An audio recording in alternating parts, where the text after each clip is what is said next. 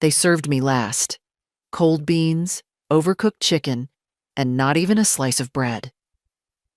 Linda placed the plate in front of me without a glance, already halfway back to her seat at the big table. I didn't say anything. I never do. But something inside me noted it. Noted how they had all eaten hot meals while I, the owner of this house, was given mine as an afterthought. Like an extra. Like a burden. The big table used to be mine. Walnut wood, polished every Saturday morning. John scratched his initials underneath when he was 10, thinking I wouldn't find out. He forgot I cleaned every surface. Now it was Linda's table, set with her dishes and her napkin rings, the ones with little gold bows that I never liked. They'd brought it all when they moved in temporarily. That was 15 months ago. I ate slowly, not from comfort, but to prolong the silence. My small plate clinked quietly at the side counter, away from the others. The only sound near me was the soft hum of the fridge and the distant scrape of cutlery from the table. I watched the back of John's head. His hair had thinned like his father's, but he still thought of himself as young and commanding. When Linda spoke, he nodded. When I spoke, not that I did much anymore, he looked at his phone. They talked about a new water filter, about replacing the ceiling fan in the living room. None of it ran by me. No one asked. They hadn't for a long time. Linda handled those things now. She'd started putting little sticky notes on the fridge, reminders, rules, shopping lists. I wasn't on any of the lists, but the notes always said we and our home, our bills, our space, my house. After dinner, Linda announced she'd clean up later, and they all wandered off. John to the couch, their grandson Derek to his room, and Linda to the laundry. I stood up and took my empty plate to the sink. I didn't mind washing it. I've washed dishes every day for 60 years. What I minded was the glance Linda gave me when she passed, like I should be grateful, like I was lucky they still let me live here. I dried my hands slowly, then walked to my room, or what was left of it. The corner had boxes now labeled Derek's college supplies. A bookshelf had appeared 2 weeks ago without anyone asking me. My sewing chair was gone. I had nowhere to sit but the bed. I sat on the edge and looked around. There's a moment, and I don't know how to explain it, when something inside you tilts, like a glass that's been filling slowly, unnoticed, and then one more drop makes it overflow. Tonight, that drop was a plate of cold food. Nothing dramatic, just enough. I got up and opened the small chest at the foot of the bed. Inside, beneath old quilts and photo albums, was a worn leather folder, brown, cracked at the edges. Derek once called it Grandma's treasure chest. He had no idea how close he was. I pulled it out and set it on the bed. My hands didn't tremble, not anymore. I opened it slowly. There, in their plastic sleeves, were the documents. The deed to the house, the payment schedule from 1984, the mortgage release letter, all of it. My name on every line. Maeve Eldridge, sole owner. I looked at the last paper, a notarized copy from my husband's will. He died in 2002. Make sure they never forget, he'd told me once, tapping his fingers on this exact folder. This is yours, no matter what. And they had forgotten. But I hadn't. They think I forget things. They whisper it like a worry. She's been forgetting lately. Or maybe she's not safe with the stove anymore. But I remember everything. I remember the day we bought this house. I remember the man who came with the key, how he shook my hand like I was invisible and handed the deed to John. Derek was 2 months old in a carrier. John handed it right over to me. She paid the down payment, he said. It's hers. I've forgotten nothing. So when Linda came into the kitchen the next morning with a tired sigh and said, Maeve, did you unplug the fridge again? Everything defrosted? I didn't answer. Not right away, because I hadn't unplugged it. I hadn't touched a thing. But I was the easiest one to blame. I stood near the sink, wiping my hands on a towel, my eyes on the window where the morning light fell across the garden. That patch of soil used to be roses. Now it was a mess of dry pots and a folding chair no one ever used. Maeve? Linda's voice was sharper. Did you hear me? I didn't touch the fridge, I said quietly. She gave a tight laugh, like someone humoring a child. Then it must have unplugged itself. These things happen. John walked in just then, rubbing his eyes. What's going on? Your mother unplugged the fridge again, Linda said over her shoulder. John didn't look at me. Is the food okay? It's all ruined. Chicken, vegetables, even the ice cream. He sighed. And that was it. No one asked me again. No one tried to check the cord, or consider that Derek had come in last night with a gaming console, unplugged something, and forgot to plug it back in. I saw him do it. But what was the point? I was already marked as the forgetful one. I cleaned the counters while Linda loudly discussed which groceries needed replacing. She said the word "we" 10 times. We have to be more careful. We can't afford waste. We need better habits. But there was no "we" when she slid the receipt onto the table later that day and said, If you're going to use things, Maeve, you need to help replace them. I looked at the paper. $76. My pension was small, but I had savings. I always have.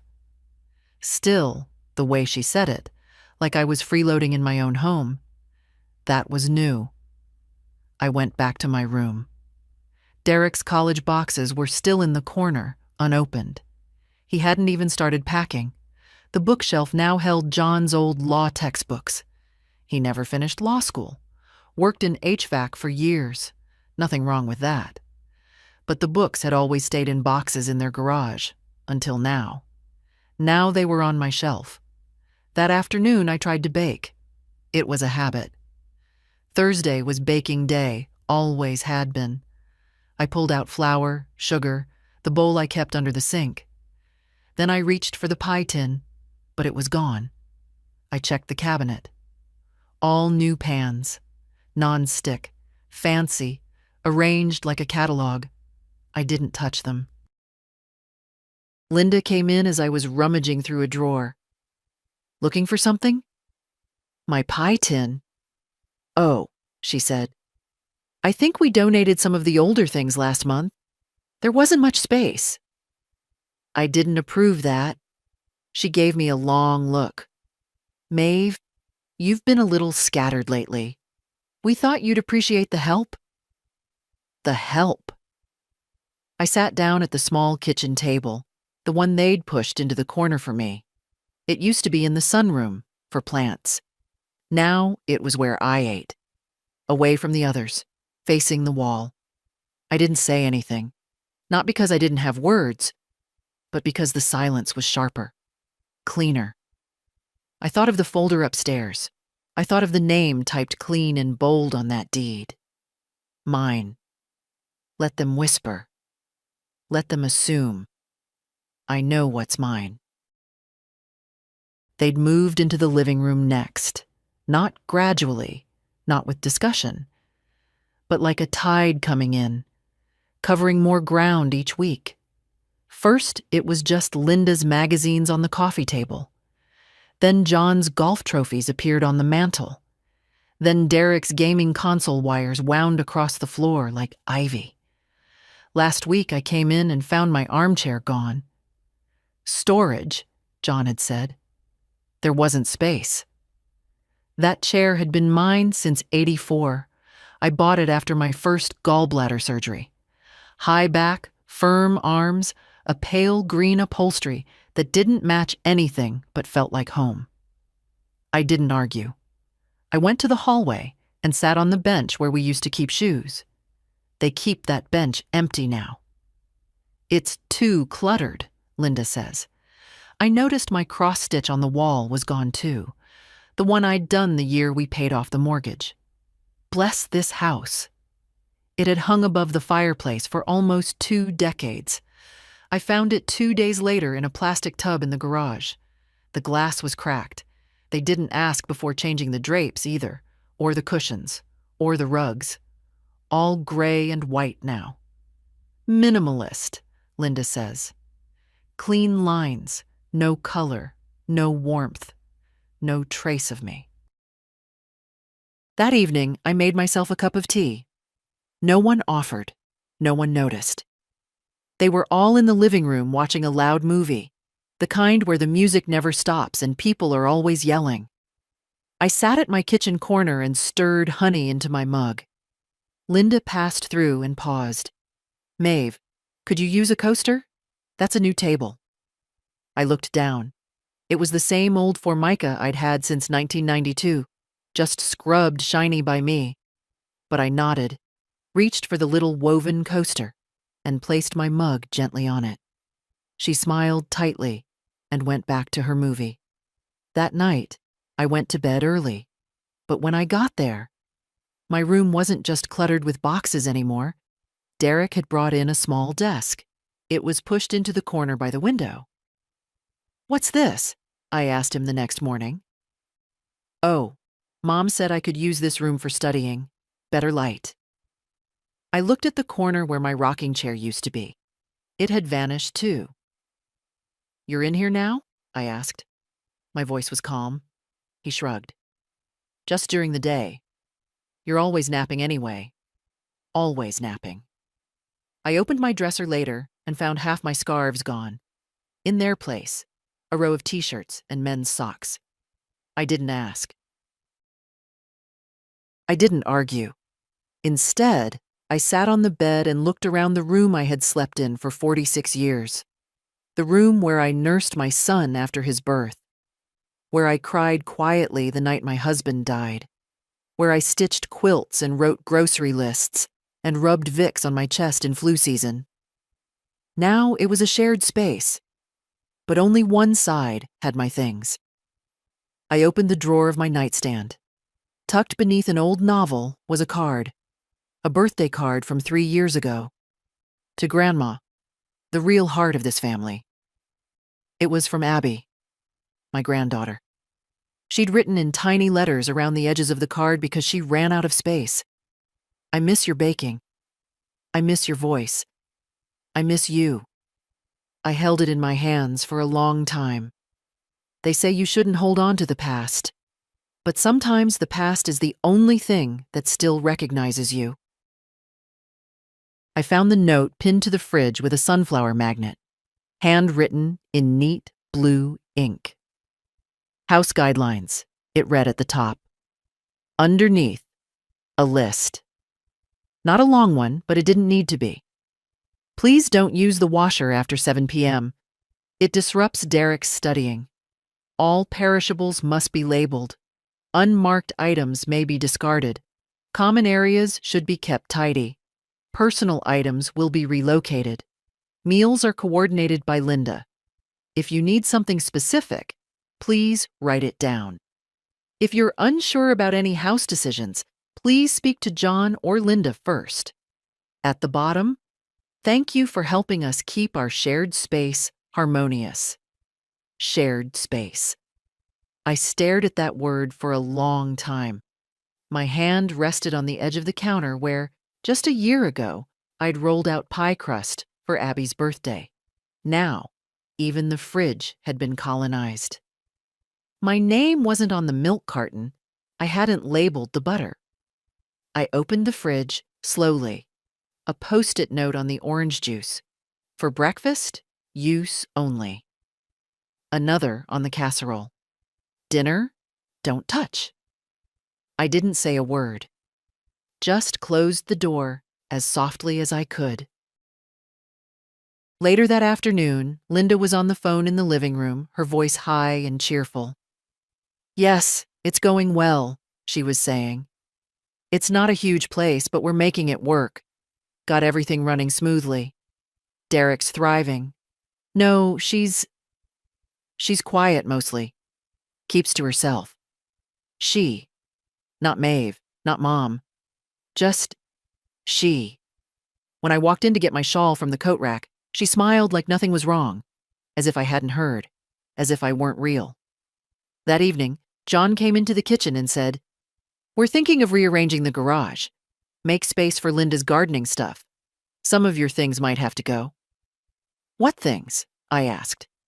"Oh, old boxes. That sewing machine. A few crates of your books. We can donate what's still usable." I nodded. He took that as agreement. After he left, I went out to the garage alone, turned on the bare bulb overhead. There was my sewing machine, dusty, but fine. My husband's toolbox beside it. A stack of cardboard boxes, each one marked with my handwriting. Inside, holiday linens, old letters, photos, recipes, not junk, not disposable. I stood there for a while, arms folded, watching my breath in the cool air. I thought of my mother's words, long ago. If you let people rewrite your place, soon they'll erase your name altogether. When I came back inside, the fridge light cast the guidelines note in stark relief.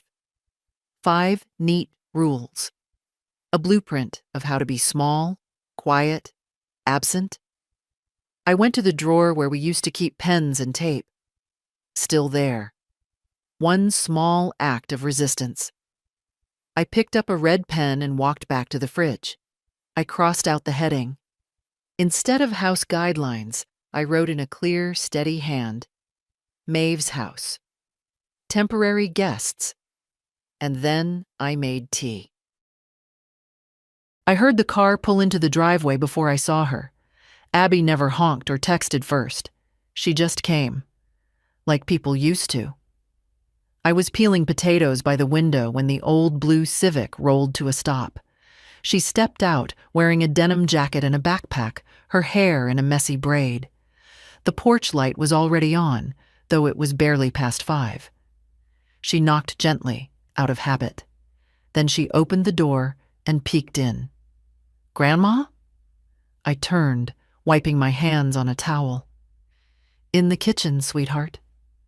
Abby smiled when she saw me, that wide, unguarded smile that made her eyes crinkle at the corners. "I should have called. I was nearby." "You never have to call." She dropped her bag by the coat rack and came to hug me. Her arms were firm. She smelled like bookstore air and something minty. "Are you busy?" "Just dinner prep. Sit. You hungry?" "I could eat," she said, grinning. I pulled another plate from the cupboard. The same old set. Faded blue trim, one small chip on the edge. Linda doesn't use them anymore. She keeps her new white dishes in the high cabinet. I use mine when no one's home. Abby sat at the little kitchen table, my table, and glanced toward the living room. "Where is everyone?" "Out. John had a client call. Linda went with him. Derek's at a friend's." "Quiet then?" "Yes," I said, placing the plates down. "Blessedly."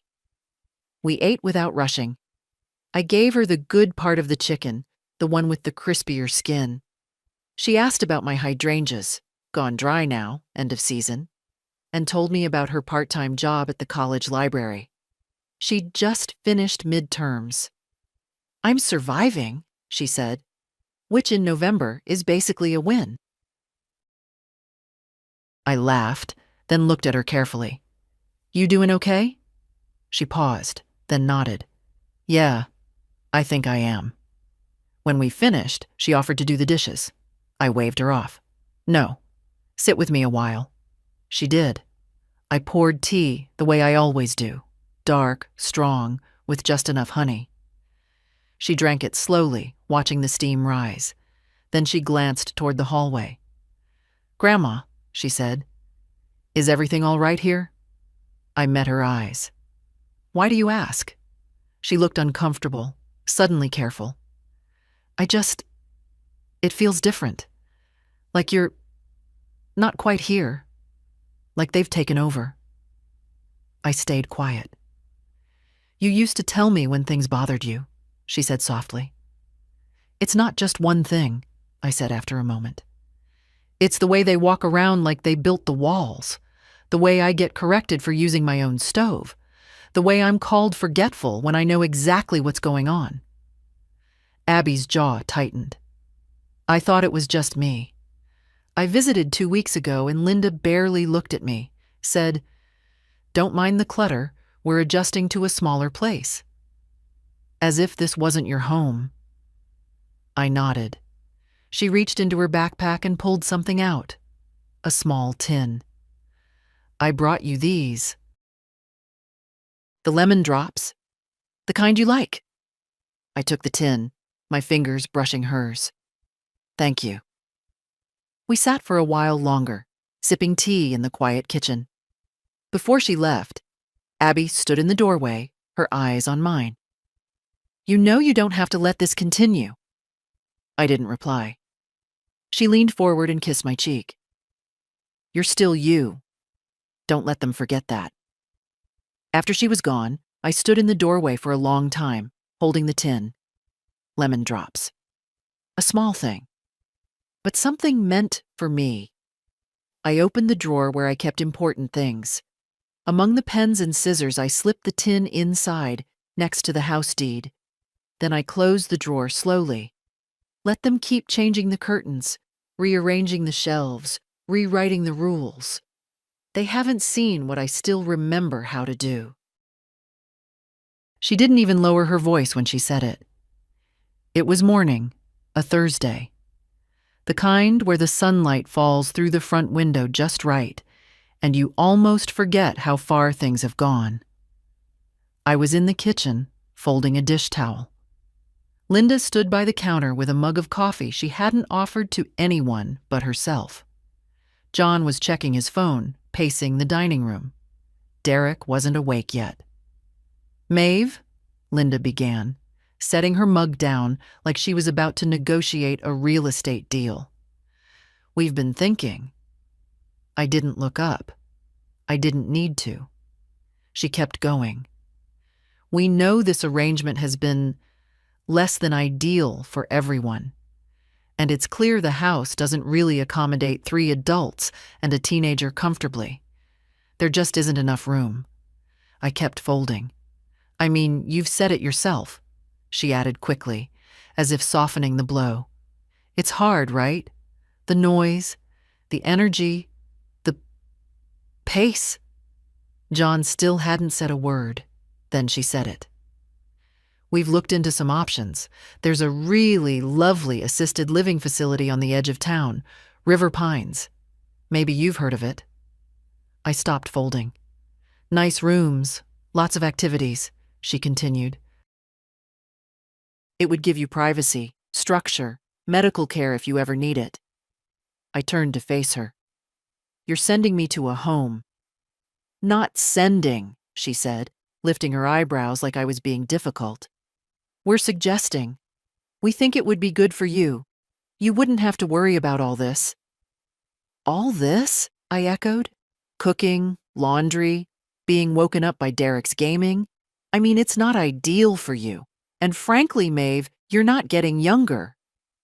John finally looked up, his eyes darting between us. "It's just a thought, Mom. You'd have your own space. It's not like we're throwing you out." "No, not like that at all." "We even took a tour," Linda added. "They had a room available with a little porch. You could bring your plants. Doesn't that sound nice?" I let the silence stretch long enough that Linda took a step back. Then I said, "Are you offering to pay for this option?" They exchanged a glance. "Well," John started, "they do offer financial assistance, and your pension." "My pension wouldn't cover a month there." "We could help with the paperwork. Linda said quickly. But yes, it would mostly be you. But think of it as investing in your own peace. My hands didn't tremble. I didn't raise my voice. But I looked them both in the eye, something I hadn't done in weeks. I see, I said. You'd like me to leave my home so you can have more space. Linda gave a tight smile. It's not about us. It's about what's best for you. And the room, I said. At River Pines? It's available now? She nodded. But they won't hold it for long. We should decide soon. I'll think about it, I said. And I did.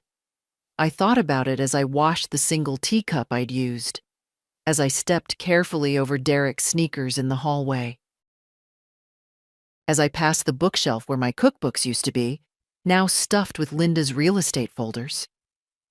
I thought about it when I opened the drawer in my room that used to hold my scarves and now held Derek's chargers and notebooks. But mostly, I thought about it when I opened the box at the back of my closet that afternoon, the one wrapped in an old towel. Inside, every receipt, every tax bill, every letter from the mortgage lender, paid off in 2003. In my name. Only mine. My husband had insisted, keep it all together. Don't let anyone pretend it's theirs. They forgot I still had it. Or maybe they assumed I didn't know what it meant. They thought I was fading. But I wasn't. I was just waiting for the right moment. The folder was exactly where I'd left it. Under the quilt, inside the cedar chest, wrapped in the yellow dish towel with the frayed corner. The smell of cedar hit me as I opened the lid. Sharp, dry, familiar. It hadn't been touched in years. I unfolded the towel slowly, as if it were something fragile, sacred. Inside, the brown leather folder. Worn at the corners, soft like old gloves. My name was embossed faintly on the cover. Maeve Eldridge. I sat on the edge of the bed and opened it. The papers were in perfect order. I'd always kept them that way. Deed first, purchase agreement, mortgage timeline, discharge statement, tax records. Every paper signed, stamped, verified. No gaps, no guesswork. Every single line bore my name, not John's, not Linda's, mine, Maeve Eleanor Eldridge. I remembered the day we closed on the house, 1984. It was raining. We wore plastic bags over our shoes so the mud wouldn't ruin the realtor's carpet. Paul, my husband, had held my hand tight as we signed. He whispered, "This is ours, Maeve. This is your nest. No matter what happens." I remembered every time we refinanced, carefully, never overreaching. Every check mailed, every stamp licked. We finished paying it off the year before Paul died. He made me promise to keep the papers safe, and I had. There was a letter tucked in the back. Paul's handwriting, faded, but still legible.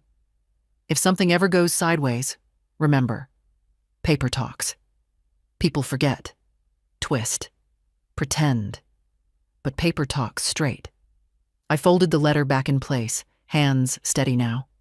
I sat still for a long while, listening to the faint hum of the house, a house that had become unfamiliar, like an old friend who'd forgotten your face. But not today. I reached for the phone and dialed the number I hadn't called in years, not since the accident settlement. "Dwyer and Hartwell, attorneys at law," said a bright voice on the line. "I need to speak with Mr. Hartwell," I said.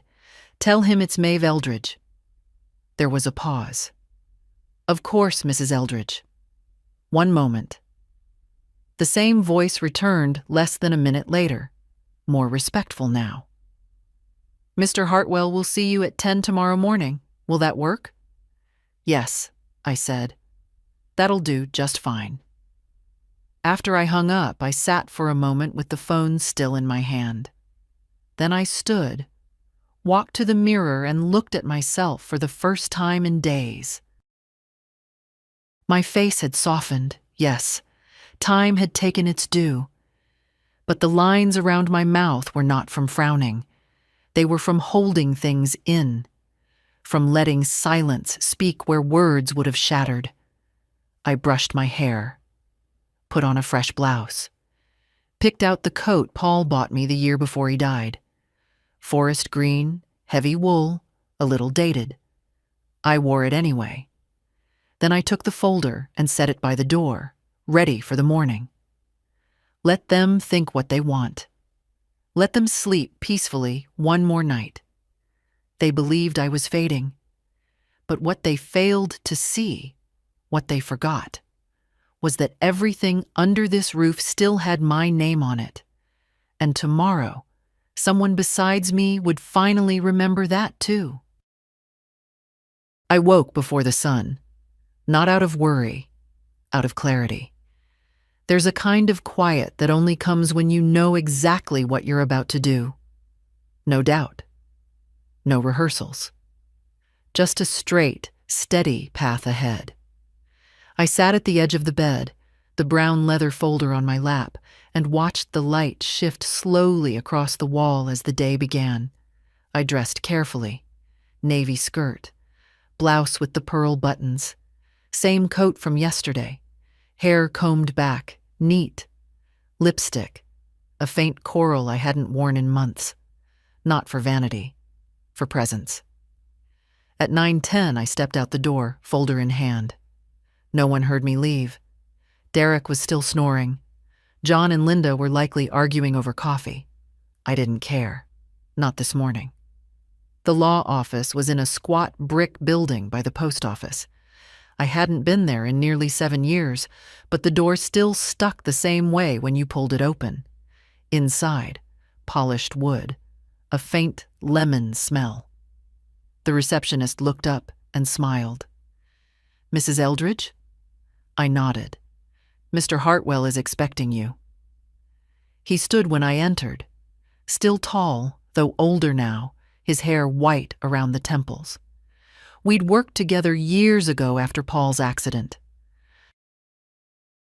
He'd handled everything: settlement, trust, documents. He hadn't treated me like a little old lady back then. That was why I came back. "Maeve," he said, shaking my hand. "It's been a long time."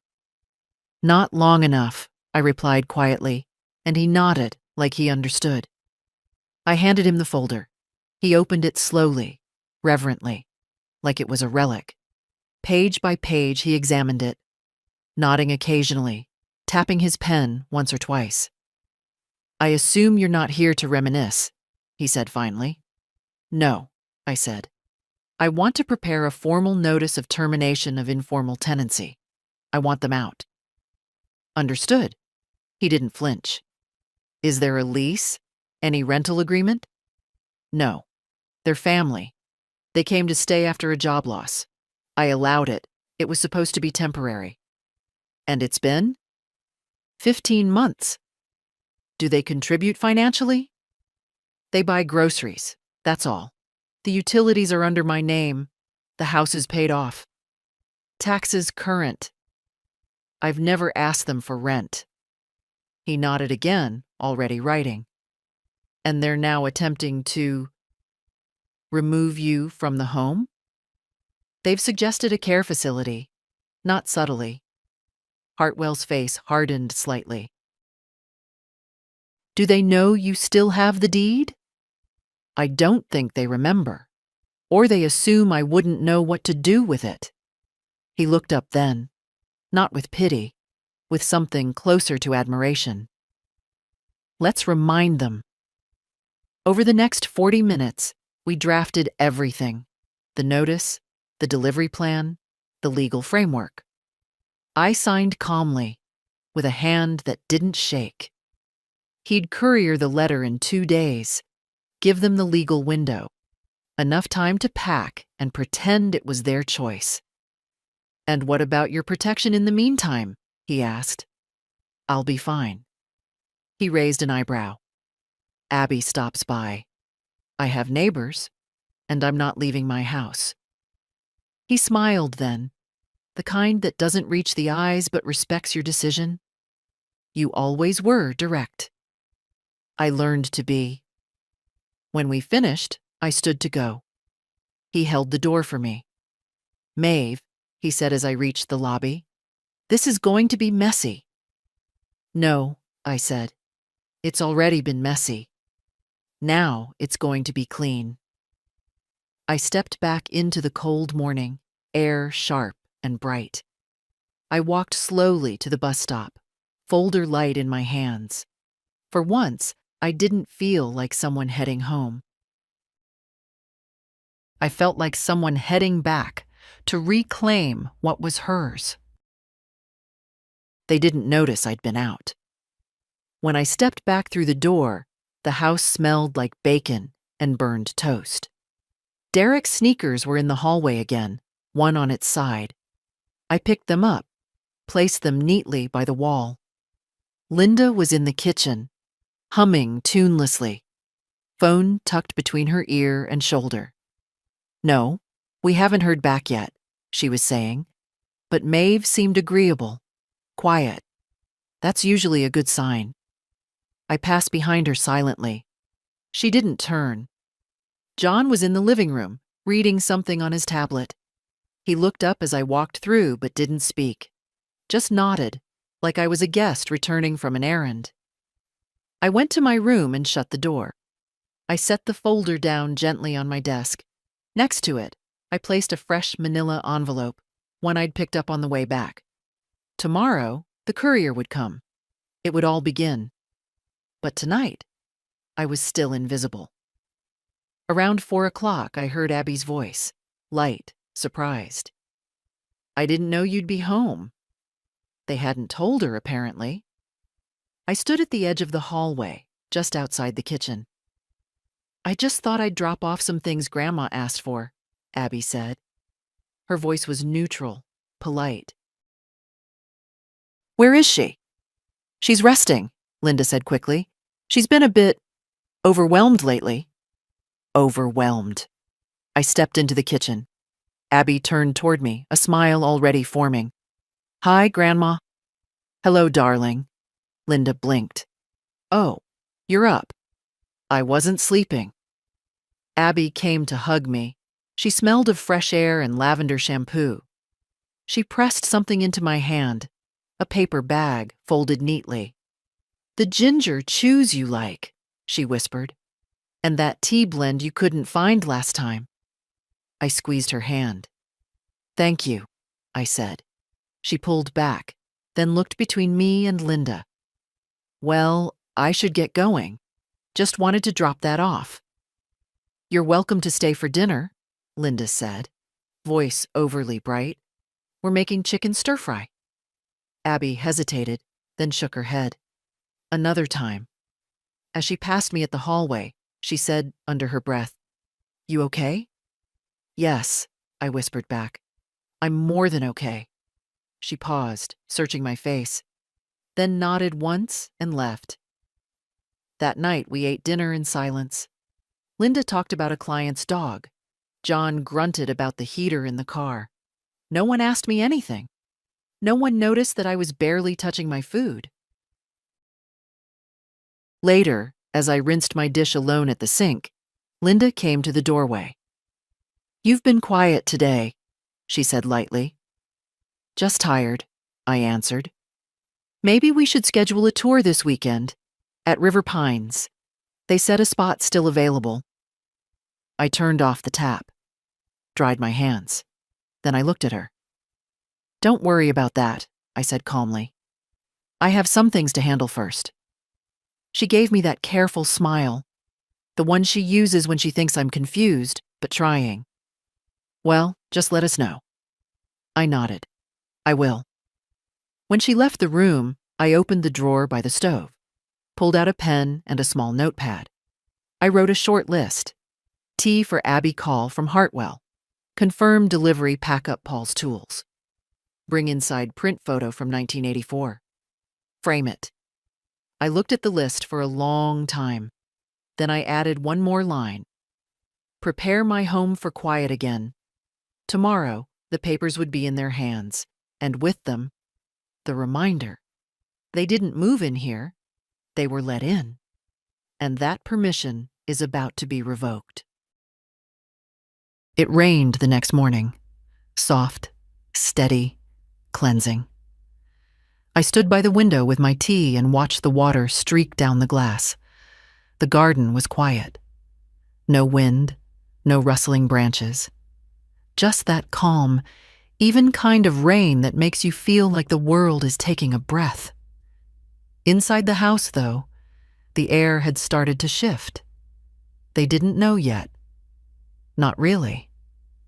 The envelope hadn't arrived. But something in me must have changed, because Linda kept glancing at me like she was trying to figure out what I was thinking. John asked twice if I was feeling okay. Fine, I told him. And I was. At 10 sharp, the doorbell rang. Linda called out, "I'll get it," already halfway to the front door. I stayed in the kitchen. She returned a minute later, holding the envelope like it might bite. "It's addressed to you," she said, setting it on the counter. "From a law office?" I dried my hands on the towel. "I know." "You know?" "I requested it." She stared at me. "Maeve, what is this about?" "Please open it," I said. "Both of you." John appeared from the hallway, a cereal bowl in hand. "What's going on?" "Mail," Linda said shortly, and handed him the envelope. He tore it open, pulled out the papers, and began to read. Slowly, then faster. I sat at the table. He was still reading when his face changed, just slightly, but I saw it. His jaw set, his eyebrows lifted, not in confusion, but in the realization that something long ignored had come back into focus. "This is," he said. "A formal notice," I finished for him. "You've been living here under my permission. That permission is being withdrawn." Linda's voice was thin. "Maeve, come on." "You said this wasn't working," I said, "that I seemed overwhelmed, that the house was too tight." "We didn't mean—" "You meant exactly what you said. You said it clearly." John was flipping through pages, his eyes scanning like he might find a loophole. "There's no lease," I told him. "You never paid rent. You've made yourselves at home, but it was never yours. And now it's time to go." "Where would we even go?" Linda demanded. I looked at her then, not with malice, just with truth. "You've had 15 months to figure that out?" John sank into a chair, still reading. Linda tried to laugh. "Is this a joke? You'd throw out your own son?" "No," I said. "You already made it clear you didn't see me as a mother anymore, just a woman in the way." Linda's mouth opened, then closed. I stood, picked up my tea. "The notice gives you the legal time required. I suggest you use it wisely." And I walked out of the kitchen. Behind me, the room stayed quiet. The storm hadn't started yet, but the pressure in the air was rising, and this time, it wasn't mine to carry. They left the papers on the table for hours. No one touched them after that first read-through. I passed by twice that day, once to get tea, once to feed the dog they never asked if I wanted. And both times, the envelope sat unopened, as if the contents might change if ignored long enough. By dinner, the silence had thickened. No TV, no small talk, no Derek crashing around with his headphones on. He stayed mostly in his room, the door half shut. John made a sandwich and didn't eat it. Linda paced the living room, stopping often near the window, then pretending she hadn't been. I sat at the kitchen table, peeling an apple with the small paring knife I kept hidden in the drawer. Not because it was sharp, but because it was mine. Bought in 1978, right after Paul and I paid off the Buick. It fit my hand in a way newer knives never did. Finally, Linda spoke. "We need to talk." She said it the way someone says, "This isn't what it looks like," or "Let's be reasonable." I didn't move, just finished peeling, set the knife down. John followed behind her, slower, the papers folded in his hand now, worn at the creases already. "Maeve," she began, "this can't be serious." "It is," I said. "You want us to move out? Just like that?" "I want my home back." She blinked. "You live here." "No," I said quietly. "I exist here. I navigate around your schedule, your furniture, your rules. I eat in silence. I sleep beside your son's storage boxes. And I'm told, by you, that I should be grateful." John ran a hand through his hair. "It's not like we haven't helped." "Helped?" My voice was calm, even. "You mean the groceries? The box of tea bags you picked up last month?" "I fixed the gutters," he added, too quickly. "And in return, I gave you space, shelter, heat, water, a safe place to land. That was a kindness. But kindness," I said, "is not the same as surrender." Linda looked at me sharply. "You're being vindictive." "No," I said, meeting her eyes. "I'm being clear." She folded her arms. "You could have talked to us." "I did," I said. "You didn't hear me. You're going to turn your back on your family? You turned your backs first, the moment you tried to write me out of my own story." John spoke then, quieter. "What happens next?" "You have 30 days, I said. "That's more than fair. You'll receive the notice in writing again, by mail and by hand. After that, I'll do what I have to." Linda opened her mouth, but nothing came. I stood up slowly. My knees ached a bit, but I didn't show it. "I'd like to sit in the living room now," I said simply. They moved aside without a word. I walked past them and sat in the armchair by the window, my armchair, which I'd quietly returned from the garage that afternoon with Derek's help. He'd carried it in without asking why, just watched me gently drape the quilt over the backrest and said, "It suits this spot better than the leather one." For a few minutes, I just sat. The house around me quiet. The weight in my chest lightening. Behind me, they retreated into the kitchen. And then I heard John's voice, low and frayed. "She's serious." And Linda's answer, brittle. "She always was." They forgot. They forgot I was never fragile, just patient.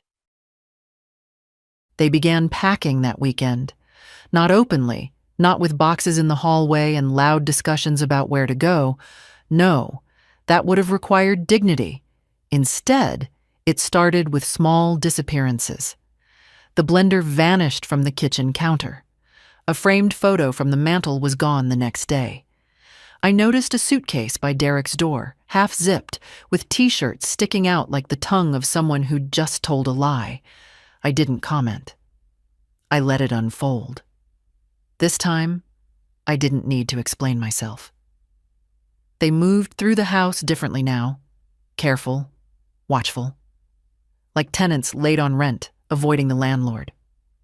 John spoke only when necessary. Linda stayed out of the kitchen. Even the dog seemed confused by the shift in air. She followed me more, curling up near my feet when I sat in the living room. On Monday, Abby stopped by again. She didn't knock this time. She stepped into the kitchen, took one look at me sitting in my chair with the newspaper, and said, "You did it." "I started it," I replied. "They're doing the rest." She sat down across from me. "They're leaving?" "They're packing." Her face was unreadable for a moment, some mix of pride, sadness, and disbelief. "They thought you'd never do it. They built their comfort on that assumption." She looked at me with something almost reverent. "You're not scared?" I shook my head. "Not anymore." Abby reached into her bag and pulled out a slim black frame. "I had this printed." She handed it to me. It was a photo, the original from 1984. Paul and me, standing on the porch, holding the house keys. He was smiling in that half-laugh way he did when he was proud but pretending not to be. I had my hand on his chest and my other holding the envelope with the deed. The house behind us, freshly painted white. "I found the negative in your drawer last time," she said. "Thought you'd want it back where it belongs." I touched the glass. "I do." That night, I hung it above the fireplace, where Linda's seasonal mirror had been. I'd taken it down without a word, left it leaned against the guest room bed. The house was starting to look like mine again. Each day brought a new small return. Tuesday. I found my pie tin in a plastic tub labeled Miscellaneous Kitchen. I washed it carefully and placed it back in the drawer where it belonged. Wednesday. Derek removed the bookshelf from my room. He knocked once before entering, said nothing, just hauled it out. Later, I saw it by the garage. Thursday. John tried to talk logistics, asked if I'd consider easing the timeline. "I already gave you grace," I said calmly. "Don't ask for more." He nodded. He didn't argue. By Friday, the mood in the house had shifted entirely. Quiet, yes, but not with tension anymore, with resignation, and maybe, in some strange way, respect. I cooked dinner for myself that evening, something simple, but hot. I set the table for one, with my good plate and a cloth napkin. The dog lay at my feet, snoring gently. Abby had texted, "Want to have lunch next week?" My treat. I wrote back, "Yes, I'd like that." In the hallway, Linda and John passed in silence, carrying taped boxes, side by side, but saying nothing. I sipped my tea and looked around the kitchen, still cluttered, still in transition, but finally, mine. The van pulled into the driveway on a gray Saturday morning. Not a moving truck, just John's old SUV with the back seats folded down and a borrowed trailer hitched to the back. I watched from the kitchen window as he stepped out, looked up at the house once, and then went around to open the rear hatch. Linda followed a few minutes later. She was dressed like someone going camping, though she hadn't set foot in the woods in years. Fleece, sneakers, hair pulled back too tight. Derek came last, his headphones looped around his neck, eyes down, carrying nothing. They didn't knock on my door. They didn't say goodbye. They just started loading. First the boxes, labeled Kitchen A, Bedroom B, Derek Books, Office J. Then the smaller furniture, the foldable desk, the white shelf that had displaced my sewing machine, the modular couch pieces Linda insisted were better for posture. I stood in the hallway briefly and watched them struggle to angle the biggest one through the front door. No one asked me to help. That was something. Around noon, I made lunch. Just for me. A turkey sandwich, an apple, and tea in my favorite mug, the one with the chip shaped like Texas. I sat at the small table in the kitchen where they used to corner me like a guest and looked out at the garden. The rain had stopped. The leaves were slick and golden. The dog rested nearby. No leash, no commands, just breathing slow and easy. I heard a loud thud from upstairs, then footsteps, then Linda's voice, sharp and tired. "Just put it in the trailer, Derek. We don't have all day." I didn't offer them water. I didn't pretend to be angry or kind or anything in between. I just let the house shift back toward its original shape, item by item, echo by echo. By 3 o'clock, most of it was gone. The SUV looked full. The trailer was tied with ropes and covered in a plastic tarp. John was double knotting something when I stepped out onto the porch. He looked up. "We'll come by later in the week for the last few things." I nodded once. "The notice says 30 days. You have 3 left." He swallowed hard. "We'll be done before that." I looked over his shoulder. Linda was wiping down the dashboard of the SUV. Derek was kicking a stone with his shoe. "You have a plan?" I asked. Not unkind. Just direct. John nodded, eyes tired. "An apartment near Greenfield." "Month to month?" "It's a start." He opened his mouth like he might say something else. Maybe an apology, maybe not. But closed it again. Then turned and walked back toward the car. Linda didn't speak to me at all. She got into the front seat, slammed the door, and stared straight ahead. I stood there until the engine started, until they backed out, trailer bumping behind them, and drove down the street without looking back. When they were gone, I didn't cheer. I didn't cry. I just went inside. The house was quiet. Empty in some places, still messy in others. A few scattered things. Hangers, a lamp, 2 opened boxes of cereal in the pantry. The guest room was half cleared, the mattress bare. I walked through every room slowly, not inspecting, remembering. In my bedroom, the sewing chair was back where it belonged. In the living room, my cross stitch hung again above the mantel. Bless this house. Crooked, a little faded, but home. At dusk, I opened the windows. Let the air move through every hallway, every corner. It didn't smell like them anymore. It smelled like me. The silence was different now. It didn't feel heavy or watchful or tense the way it had for so long. It felt earned, like a room exhaling, like the kind of quiet that comes not after someone leaves, but after someone comes back. I spent the next few days not cleaning, but restoring. I brought the good dishes down from the high shelf and placed them gently in the cabinet where they used to live. The white plates with the blue trim, the teacups with hairline cracks. Only I knew how to hold just right. I found Paul's old radio in the garage, still dusty, but working. I tuned it to the jazz station he used to leave on low while he read the paper. I let it play while I swept. In the living room, I brought out the knitted throw I'd folded away when Linda said it didn't go with the aesthetic. It went with me.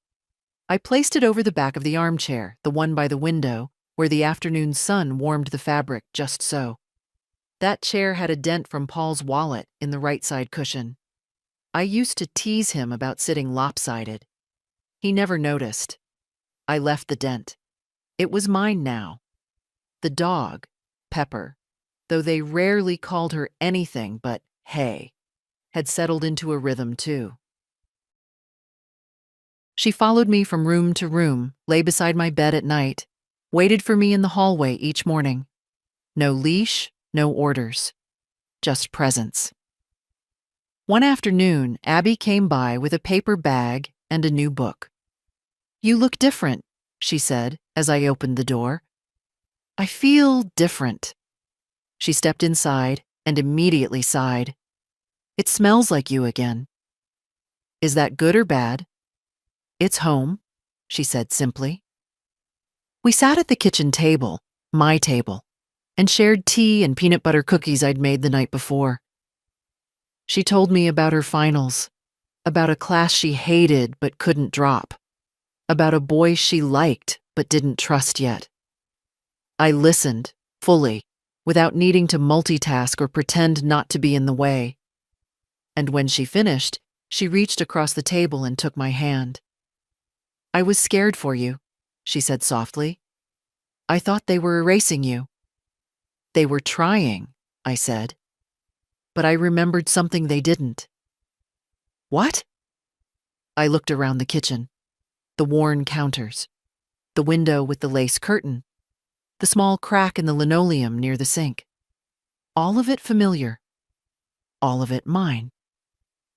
I was here first." She smiled, but it wasn't a happy smile. It was something deeper. The kind of smile people wear when they understand, not just agree. "You're stronger than them," she said. "No," I said.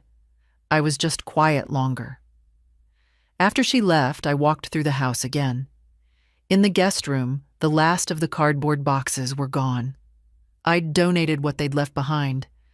Mismatched socks, expired coupons, a yoga mat no one had ever used. I kept only one thing: a photograph of Derek as a toddler, sitting on Paul's shoulders, both of them laughing.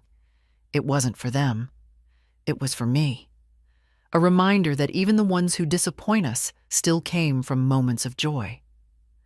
I placed it on the hallway table beside the small lamp Paul had rewired himself. A little shrine to what was real, what was mine, and what would remain. That night, I lit a candle. Not for drama, not for ritual, just because I wanted to. And in that glow, I sat in my chair, wrapped in my blanket, in my house, and felt, for the first time in a long while, not like a woman holding on, but like a woman who had already let go of what didn't deserve her. The letter came a week later. Plain envelope. No return address. Just my name, written in John's careful block handwriting. Inside, 2 pages. Folded once. No apologies, no confessions. Just logistics. They'd found a place. Month to month as planned. Close enough to Derek's school. "It's not ideal, but we're adjusting," he wrote. "Thank you for the time you gave us." He didn't ask to come back. He didn't suggest a holiday visit. He didn't mention the deed, or the law office, or the way Linda had looked at me like I was a stranger with a weapon in her hand. And that was fine. I placed the letter in a drawer beneath the birth certificates, utility records, and the folded flag from Paul's service.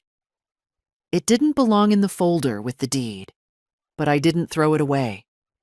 Some endings deserve to be archived, not cherished, not framed, just acknowledged. A few days later, Abby helped me move the last shelf back into place. We dusted the top together, laughing at how many times Linda had tried to get me to declutter. "People always want to clean up things they don't understand," I told her. "They think simple means better." "But some of us keep things because we remember them." She nodded. "You're allowed to take up space." "No one gives you permission for that," I said. "You just stop asking." That night, I made shepherd's pie from memory. No recipe, just hands and years and instinct. I used the deep casserole dish I hadn't touched in months, the one Linda kept in a box labeled dated. I set the table for one, poured a glass of water, turned on Paul's radio. The house was warm, lived in, mine. I still don't lock the bedroom door at night. I still rise early, fold towels in thirds, water the ferns in the corner. Some habits never leave you. But now, every room I walk into feels like it knows me again. Sometimes I wonder if John ever tells people about what happened. I wonder if Linda describes me as stubborn or difficult when the topic comes up. Maybe she tells the story like it was a misunderstanding, a phase, a sad situation where the old woman got confused and kicked them out. Let them tell it that way. Let them soften it until it sounds reasonable.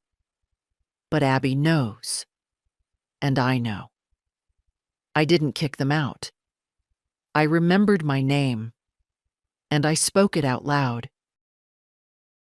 So if you're reading this, if you're in a quiet corner of your own house unsure if you still belong, let me remind you, you do.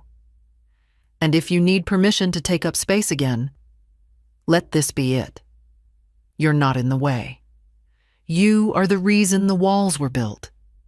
Stay and make them remember that.